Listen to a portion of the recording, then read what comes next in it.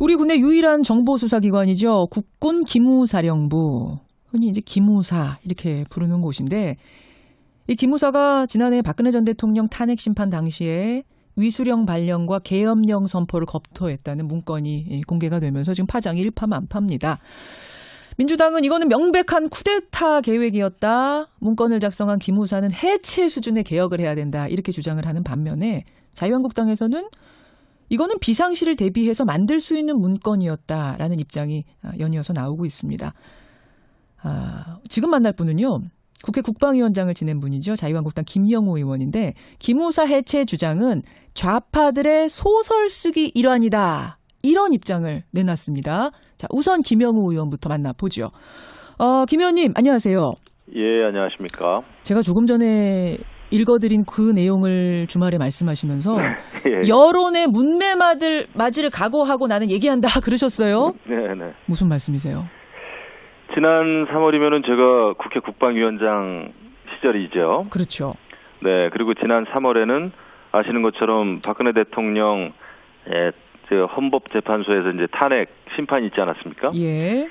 우리 군의 입장에서는 뭐냐 하면은 이 만약에 헌법재판소에서 대통령 탄핵이 기각이 됐을 때에는 시위가 더 격해질 수도 있겠다. 그래서 혹시라도 있을지 모르는 예를 들면 이제 청와대 습격이라든지 무력 시위 그렇게 해서 일반적인 행정부처가 공공의 안녕을 유지 못하고 치안이 극도로 무질서해지고 이렇게 됐을 경우에 국정 혼란에서는 군이 취할 수 있는 비상 조치가 어떤 것이 있을 수 있나 이런 것을 검토한 겁니다.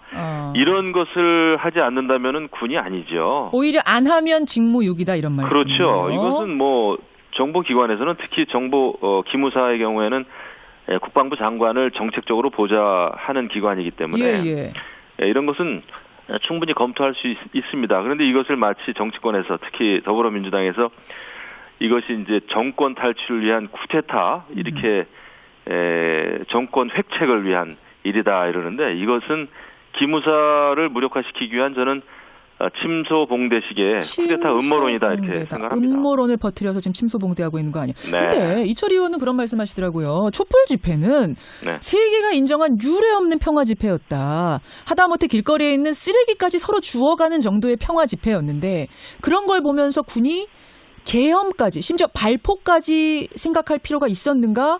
이거는 박정희 정권의 군 쿠데타가 연상된다. 이런 분들이 많으세요. 그래서 제가 침소봉대라는 것입니다. 코끼리의 다리만 만지고 이제 이야기하는 거죠. 왜냐하면은 군의 입장에서는 당연히 제가 봐도 촛불 집회는 아주 평화롭게 진행이 됐습니다. 그렇죠. 다만 이 촛불 집회는 정말 유례 없이 규모가 큰 집회였는데 전국에서 일어나지 않았습니까? 서울뿐만 아니라 물론이죠. 이런 집회가 만약에 재판소에서 탄핵이 기각됐을 경우에는 또 어떤 식으로 일어날지 모르는 상황이었습니다. 왜냐하면 촛불 집회만 열린 것이 아니라 당시에는 또 태극기 집회도 동시에 열렸습니다. 그렇기 때문에 두 집회 세력 간의 갈등 나아가서는 물리적인 충돌도 예상이 되는 거거든요. 이런 상황에서 군은 대비를 해야 되는 겁니다. 대비를 해도 아주 자세하게 해야 되는 거죠. 자세하게 해야 된다. 근데 그럼요. 보면 말이죠. 이철희 의원이 이 문건 말고 하나 더 공개한 게 있어요. 뭐냐면은 이 기무사 문건 작성되기 한 달 전에 작성한 문건인데 한민국 국방장관이 법무관리관한테 위수령과 계엄령을 포함해서 병력을 동원할 수 있는 근거를 찾아라 이렇게 요구했다는 문건입니다. 그리고 나서 한 달 뒤에 기무사 이 문건이 작성이 됐다. 이걸 쭉 유추해 보면 단순 검토 차원 정도가 아니라 굉장히 구체적인 병력 투입 실행 계획을 짠 거 아니냐. 이거는 검토 차원을 넘어선 치밀한 작전 문건이었다라는 게 이철희 의원 주장인데요. 저는 국방위원장입니다. 제가 당시에 국방위원장이었죠. 제가 어떤 국방부 장관이었다고 하더라도 법무관리관한테는 여러 가지 어떤 법적인 절차, 행정 절차 이런 거 검토시킬 수 있죠. 그리고 기무사의 경우에도 실질적으로 이 실행 계획 예를 들면 이제 만약의 경우를 이야기하는 거 아니겠습니까? 국정 혼란과 무질서, 무법 천지가 됐을 때 어떻게 대비해야 되느냐 우리 군이 그랬을 경우에 우리 군의 어떤 편성이라든지 이 계엄령이 만약에 선포됐을 경우에 그 실행 계획에 대해서는 당연히 국방부 장관은 알고 있어야 됩니다. 국방부 장관이 이런 거를 모르고 있다는 거는 정말 그러면은 뭐 그 국정 혼란이 극도에 달했고 이런 상태에서 뭐 우리가 북한의 인민군한테 그러면은 치안을 맡겨야 되겠습니까? 그렇지 않지 않습니까? 그 문건을 근데 자세히 들여다보면 제가 말이죠. 국방부 장관이라도 예. 이것은 자세하게 검토할 필요가 있다. 다만 결과적으로 이런 일이 일어나지는 않았잖아요, 그죠? 예. 네, 저는 이것은 굉장히 잘된 일이다 이렇게 생각을 하고 이렇게 검토 지시를 한 것 또는 이제 검토한 문건이 나온 것만 가지고 마치 군정을 획책하고 쿠데타를 일으키려고 했던 것처럼 이렇게 하는 것은 정말 잘못된 일이고요. 저는 이거 2008년도에 광우병 사태하고 똑같은 것 같아요. 있지도 않은 일을 있다고 우기면서 미국의 소가 그냥 쓰러지는 광경만 보고 미국 소고기 수입해서 먹으면 다 그 뇌에 구멍이 난다고 그러지 않았습니까? 침소봉대다 지금 과장하고 있다 이 말씀이세요? 네, 우리 사회가 너무 지금 가볍게 움직이고 있어요. 가볍게 근데 보면 말입니다. 문건에 이런 게 있어요. 위수령을 발동했다가 국회에서 제동을 걸면 2개월 정도만 버티면 된다. 그럴 경우 군의 책임이 아니다. 이런 말까지 써 있습니다.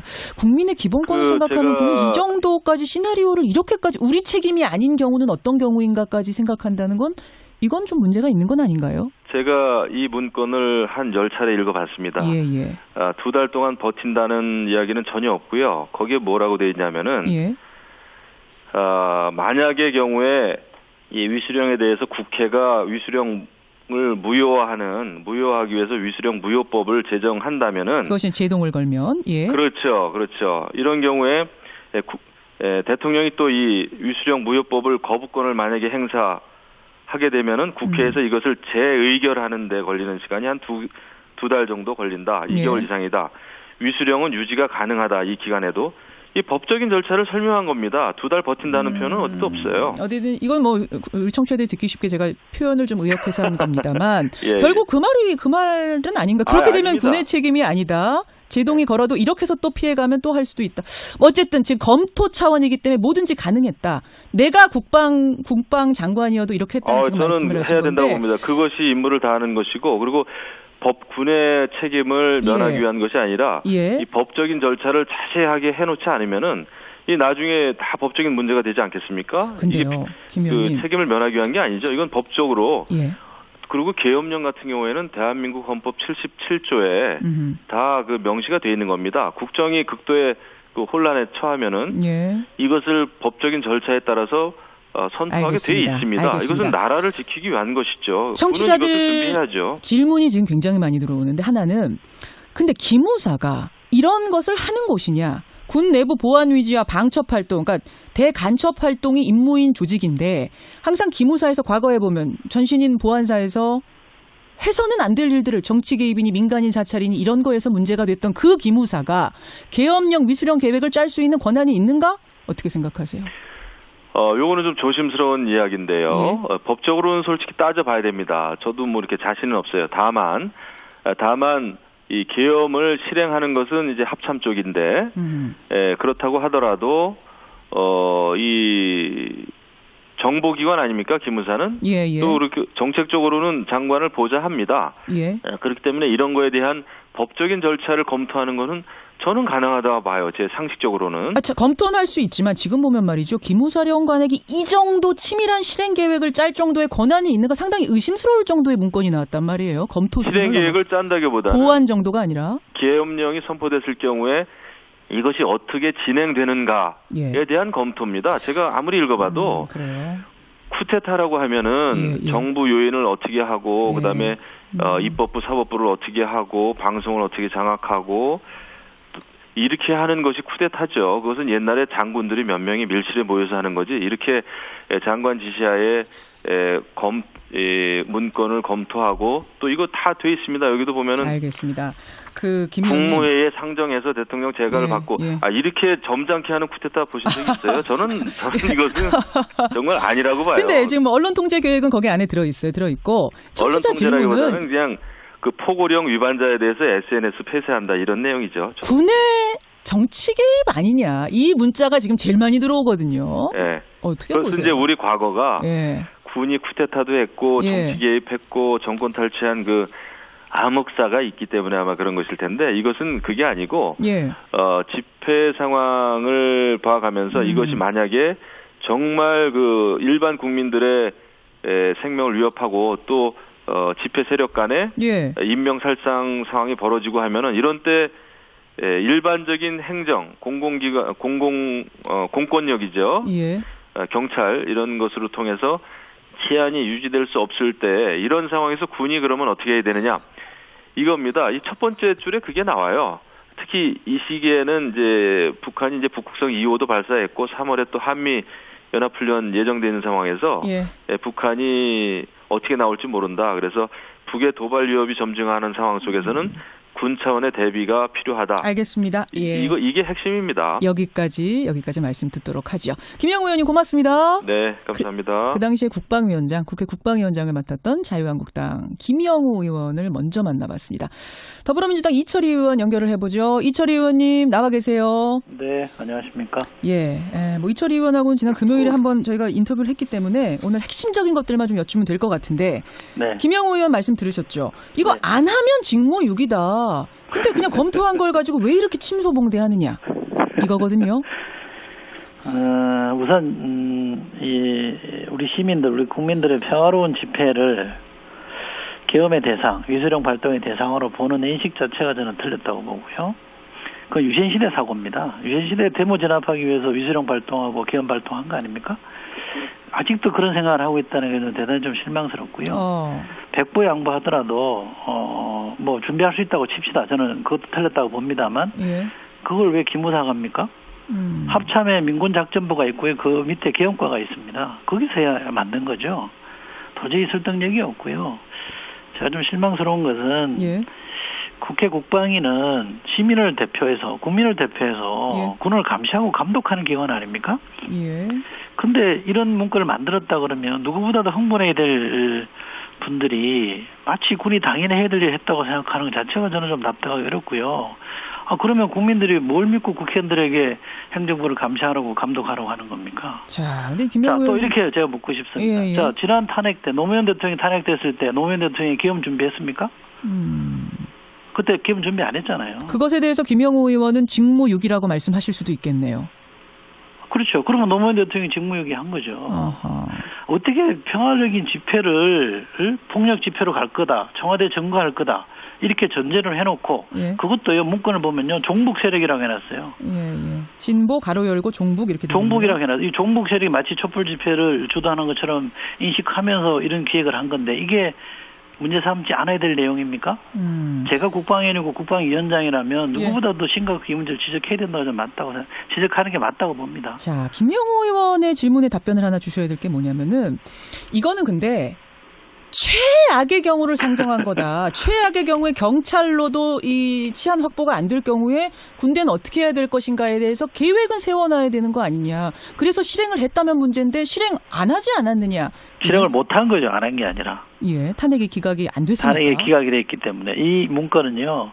탄핵이 기각이 됐을 경우에 어떻게 할 거냐에 대한 대비 계획입니다. 근데 탄핵이 인용이 돼버렸기 때문에 실행이 안 된 것이고요. 다른 이유 때문에 안 된 게 아닙니다. 그래서 이 문제를 바라보는 건 좀 다른 관점에서 봐야 되는 거고요. 군이 최후의 대비를 해야 되는 거 맞죠? 그런데 우리는 경찰도 있지 않습니까? 지금 우리가 촛불 집회를 할 때 경찰력으로 못 막아가지고 무슨 소란스러운 일이 한 건이라도 발생했습니까? 그러지 않잖아요. 그리고 북한이 미사일 쏘고 핵실험하면 우리가 계엄령 발동합니까? 한 번도 그런 적 없잖아요. 그건 말이 안 되는 얘기입니다. 이 얘기도 하세요. 그 작년 2, 3월 상황을 좀 생각해봐라. 북한의 북극성 2호 발사 실험으로 북한의 도발이 극에 달했던 상황이다. 탄핵 선고 직후에는 한미 연합훈련까지 예정돼 있어서 위기가 상당히 고조되던 상황이기 때문에 군이 나서서 이 정도 할 수 있다. 기무사는 특히 국방장관을 보조해야 되는 기관이기 때문에 이 정도 검토할 수 있다. 이런 말씀 김 의원이 하시는데요. 북한의 도발 위협이 커지면 커질수록 안보 태세를 강화해야죠. 북한이 막말로 해서 쳐내려올 가능성이 있는데 전방사단들을 빼가지고 우리 시민을 겨냥해라고 할 수 있습니까? 더 튼튼히 총구를 북으로 향해 놓고 지키고 있어야죠. 그 총구를 왜 우리 시민에게 국민에게 돌립니까? 그게 안보 태세를 강화하는 게 아니잖아요. 그걸 허점을 노출하는 거 아닙니까? 그런 점을 지적을 해야죠. 알겠습니다. 북한이 도발을 하면 할수록 우리는 경계 태세를 강화하고 안보 태세를 강화해야죠. 북을 엄밀하게 주시를 해야지 왜 총구를 우리 국민에게 향하게 합니까? 지금 그건 아니지 않습니까? 이철희 의원 정리를 하자면 기무사 개혁을 넘어서 해체까지 고려해야 된다고 보시는 거예요? 저는 해체를 주장하지 않고요. 예. 해체 수준의 개혁을 해야 된다고 표현을 했습니다만 기무사가 해야 될 일이 있습니다. 보안 방첩 부대로서의 기본적인 기능을 저는 잘해야 된다고 생각하고요. 아하. 지금까지는 지난 보수정부 9년 동안은 그 일보다는 딴 일에 정신이 팔려 있어서 그 일을 제대로 못한 겁니다. 그 일을 보안 방첩 기능을 제대로 못해서 구멍이 많이 났던 게 있습니다. 보도가 안 돼서 그렇죠. 그러나 이제 딴 일을 안 하게 하면 제대로 보안 방첩 부대로서 기능을 할 수 있겠다. 그러니 저는 그 방향으로 개혁을 하자고 주장하는 거지 해체하자고 주장한 게 아니고요. 누구도 해체를 지금 말하고 있지 않는데. 해체를 주장하는 게 아니라 제자리로 돌아가자 지금 이런 말씀이신데 지금 말씀하시는 와중에 구멍이 뚫려 있었던 게 뭐 공개가 안 돼서 그렇지 많다. 뭐가 있어요? 뭐 있습니다. 뭐 예를 우리가 들면 예를 들면 북한이 해킹한 건에 대해서도 보안 감사 기능을 기무가 갖고 있는데 사전에 다 감사를 했음에도 불구하고 전혀 대비를 못했어요. 그래서 해킹당한 것들이 있습니다. 공개를 안 해서 그렇죠. 것들이 또 있군요. 그렇죠. 그런 기능들을 좀 제대로 하게 만들어 주자는 거죠. 알겠습니다. 그 내용은 이철희 의원님, 저 인터뷰 오늘 뭐 더 길게 할 수가 없는데 인터뷰 끊고 나서 어떤 건지 저희는 좀 자세히 알려주세요. 제가 한 말씀만 더 드리면요. 군인권센터에서 공개한 탱크, 장갑차, 무장병 숫자까지 기재한 거는 문건에 없습니다. 없는 내용이고요. 그러니까 그 부분은 좀 구분을 좀 하시면 좋겠다는 말씀을 제가 꼭 좀 드리고 싶습니다. 여기까지 말씀 듣겠습니다. 고맙습니다. 네. 더불어민주당 이철희 의원까지 만났습니다. 이제 이 기업령이 만약에 선포됐을 경우에 그 실행 계획에 대해서는 당연히 국방부 장관은 알고 있어야 됩니다. 국방부 장관이 이런 거를 모르고 있다는 거는 정말 그러면은 뭐 그 국정 혼란이 극도에 달했고 이런 상태에서 뭐 우리가 북한의 인민군한테 그러면 치안을 맡겨야 되겠습니까? 그렇지 않지 않습니까? 그 문건을 근데 자세히 들여다보면 제가 국방부 장관이라도 이것은 자세하게 검토할 필요가 있다. 다만 결과적으로 이런 일이 일어나지는 않았잖아요. 그죠? 네, 저는 이것은 굉장히 잘된 일이다 이렇게 생각을 하고 이렇게 검토 지시를 한 것 또는 검토한 문건이 나온 것만 가지고 마치 군정을 획책하고 쿠데타를 일으키려고 했던 것처럼 이렇게 하는 것은 정말 잘못된 일이고요. 저는 이거 2008년도에 광우병 사태하고 똑같은 것 같아요.